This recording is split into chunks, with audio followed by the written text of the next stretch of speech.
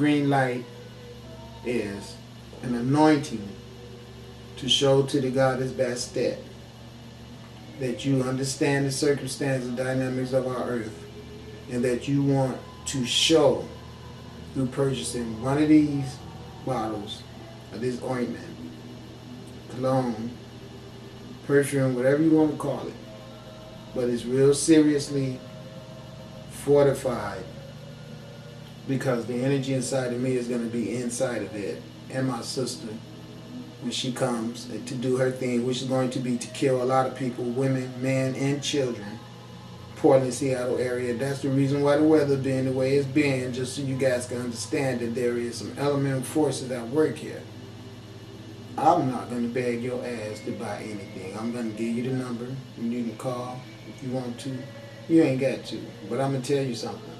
My sister is going to really, really, really get the taste for burning up shit. And once she starts, the more she burns, the more she's going to continue to burn. And next thing you know, the whole damn city going to be burnt up, just like what happened in Malibu. 10 years old, playing in an abandoned house, there's all kind of stuff to get into. Some of these have been burned a couple times. Some of these, they've just been around so long that they're just so dilapidated that you don't know. I mean, the floorboards are rotted out in them. They're leaning. You know, there's just so many. We've had. This is just corruption. What this is genocide. This is sorry-ass banking white man that has stolen the resources of the land, everything, that deliberately set up these type of circumstances so us black men will die off the earth. So don't you dare try to act like there's something wrong with me for letting you know that the universe have saw all this stuff, saw you guys and everything that you do. And she's here to burn y'all asses up. Along with all of the black people I done told you that want to love that bullshit and be all involved with sucking the white man ass. You can't do nothing, I know, because they own everything, and of course everywhere you go they want you to be homeless and all that shit. I know, but what I'm saying to you is this. You better not be doing that shit and loving it. You do what you have to do because you have to do it. But deep inside, you better know where your God energy is and be vibrating on that and all the other stuff. That's all you got to do. You ain't got to be oppressed by someone and then be helping them oppress. That's bullshit. That's what I'm talking about. A serious problem for decades.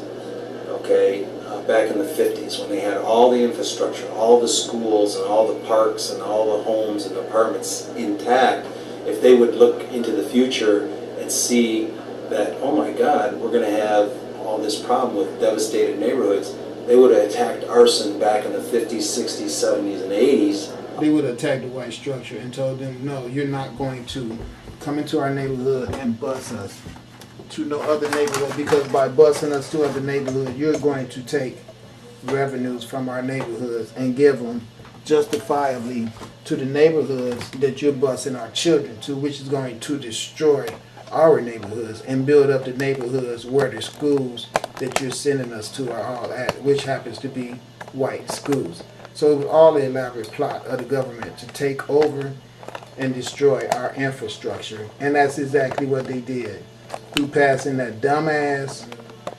segregation law, the integration law. When we was forced to integrate and go to the schools that was out of our neighborhoods, this is the result of that. You're looking at the results of that.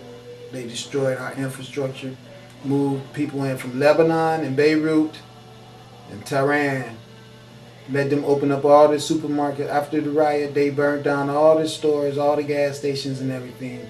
And when they opened them back up, they let it be operated and managed by the people who were not even a part of our community. This is a part of the United States government committing genocide on us melanated people. And the green light is here to kill all those bastards for that. Because the universe did not, first of all, plan on this stupid structure being here where someone would be forced to pay high-ass rent to the corporate, greedy, fascist pigs. And then after that, you be so low life and inconsiderate that you reduce this whole city where women and children and men have to go sleep under the bridge until you finally collect them and murder them. And that's what's going on. And even if other melanated people or anybody else on this planet is not man or woman enough to stand up and say something about it, I don't care, because I am, and I want you to know something. I'm going to happy to see the green light give justice to those bastards in your ass who double deserve this shit. I can't wait. Can't wait. A lot more. And right now it's almost like putting a finger in a dike. You know, you're going to stop the leak here, but it's going to spread. We've got a huge problem. We have a huge fire load in the city of Detroit that most people don't even watch. Well, Devil's Night was big when I came on, and they kind of, the city, of course, started. Devil's Night is the night that you go out and start fires and burn up these vacant houses. This was something that we did when I was a young kid. When I was 12 years old, after the riots and everything, around 1972, 1976, is when people started coming in these vacant houses trying to sell dope out of them. And like I said, they'll come at night and sell the dope at night, but they'll leave in the daytime. So the people in the community had no choice. You call the police, tell them over and over, they selling drugs out of the house. Police didn't do nothing, it's police drugs. So the people would go there at night and burn the place up, because you couldn't go to the pushers telling them, we don't like what you're doing, because they would burn your house up, set up, for example, through burning your house up, let the other neighbors know, shut the hell up. So what happens is, the people at night put on their camouflage that we used to put on, well, I shouldn't say we, but the people who used to do that used to put on army fatigue. And when you have 15 people and all of them have on army fatigue, nobody gets a description of your face. All they say is they were all dressed in army garment. And that's all they look at. They so confused seeing so many army uniforms that they don't even look at your face. And about 5 or 6 people get together and go in the building and start the fire upstairs. So the roof will burn up. Once the roof get destroyed, you're not going to have to really worry about too much else happening, because it costs so much money to repair a roof on a house, and that need to be done before you do any more repair to the house. So once the roof is damaged, that house is pretty much destroyed. And that's why the arson business is so big in Detroit, because people know what they're doing. They destroy lavish homes, and by destroying that one home, you take the property value away from all the other homes on the block. As long as that house sits there looking dilapidated, every other house on the block looks dilapidated. The banks know this. This is the reason why they set these policies up to screw everybody up the way they do. Downplay Devil's Night. But Devil's Night, in my opinion, is still big. You know, they give it so much publicity that it's just, actually it's just inviting people to come and commit more arson. You know. Now I think the arsonists has got smarter. You know, they start fire. If the command post start at 4 o'clock, they might set a house fire at 2 o'clock. Or when the command post shut down around 2 at night, they set a house fire. You know, it's always busy in the city of Detroit. Unfortunately, only time people are concerned with how busy the arson is or whatever is during Devil's Night. But we have arson every night. We have Devil's Night, in my opinion, every night. Now, I don't know how much truth there is into this either. Somebody told me that when you're tearing a house down, it has to be tore down in parts. You have to take this out, take that out, take this out, then they can bulldoze it and take that away. Once it's burned, everything's tainted, it can be knocked down and all go out in one shipment, so it's cheaper. It puts a little spin on it. I don't know how true that is, but it seems the reason. Well, yeah, it's way cheaper for them to knock them down if they're burned, because then they can knock them down and take it all out at once instead of you got to farm this out because it's toxic or this out, and now you got 8 companies tearing one house down. If you burn it, you got one company tearing it down too. So, I don't know. A little conspiracy theory, I like those. If the roof is down into the house, it's half the price to tear the rest of the house down and haul it away as it would be if the roof was standing. That's why some of the suspicions that the firemen have in the city of Detroit is that a lot of these fires in vacant houses, they're on the demolition list.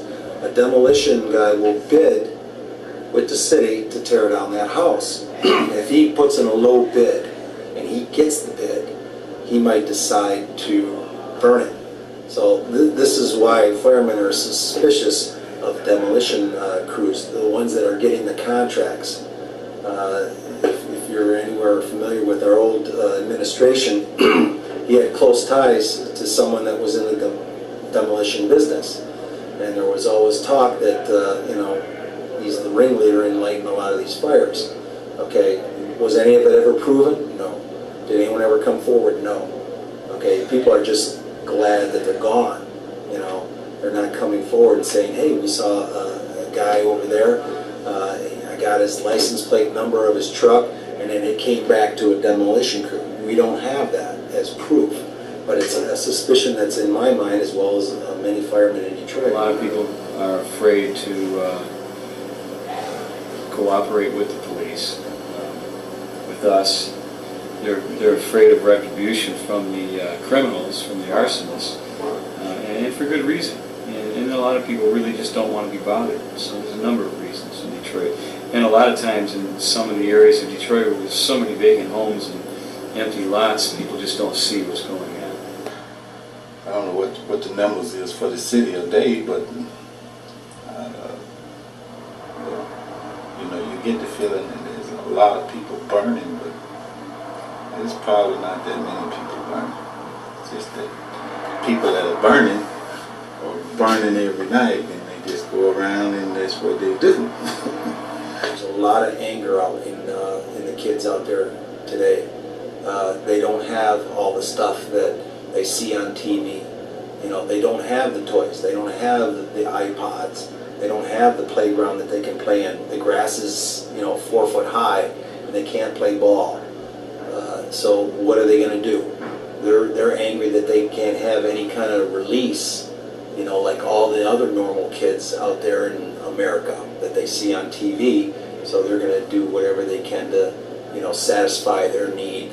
It affects the children, the kids of the neighborhood, that, if for, I believe in a value system, if this is left to be, this abandoned, burnt out house here, if it's left to be, and now the drug man's in there, the adults are supposed to be taking care of this. Well, kids looking up to adults, well, if they're not taking care of it, then that's the thing that'll settle into, well, why should I care? Or why should I even, whatever, because it's left like this, they must not care. And then, of course, after so long, that just becomes the norm. This is the way it is. They get so accustomed to seeing negativity all the time that they think that that's socially acceptable, that it's okay to live next door to abandoned houses.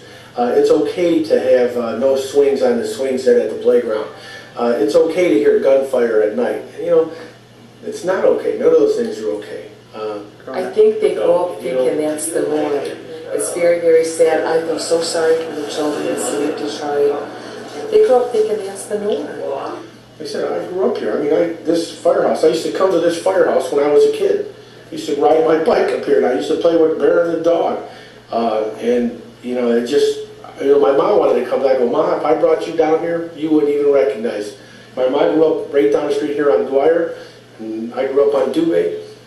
There's 3 houses left on Dubé. I just drove by there. We had a fire there 4 blocks from there last week, and there was 3 or 4 houses left on our block. If I were in power, the mayor for a day, certainly the number one thing to do, you got to get rid of these homes because, of course, they lead to arson. They lead to all sorts of negative activities. How can you have pride in your neighborhood when you have burnt out shells of these places littering the place? How do you plan to get outside investment to come in here and invest in the city of Detroit? Well, when they're driving down here, they're looking at all of this mass destruction here. Well, I personally would like to see them pretty much all gone, if that's possible, if anything like that is ever possible.